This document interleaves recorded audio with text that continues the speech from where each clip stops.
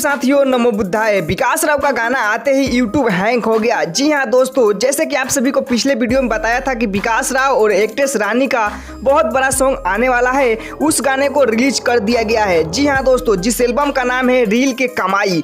दोस्तों इस सॉन्ग को विकास राव काफी बेहतरीन तरीके से शिल्पी राज के साथ में गाए हैं और इस गाने में जो फीट में डांस की है वो आप सभी के चहेते रानी है, जिनको आप सभी ने काफी सारा प्यार दिया और आज इस मुकाम तक पहुंचाया है। दोस्तों इस गाने को लिखे हैं पंकज पवन जी। तो दोस्तों अगर अभी तक आप सभी इस गाने को नहीं सुने हैं तो इस गाने को रिलीज किया गया है सागर म्यूजिक वर्ल्ड पे। दोस्तों जाके उस पे विकास राव का गाना सुनिए और अपना प्यार दुलार दीजिए और रील बनाइए। इस गाने पे मिलियन में व्यू आना चाहिए दोस्तों, और लाइक का तो ढेर लग जाना चाहिए। तो दोस्तों जाइए इस गाने को सागर म्यूजिक वर्ल्ड पे सुनिए। विकास राव शिल्पी राज के साथ गाए हैं और रानी एक्ट्रेस इसमें फीट में डांस की है।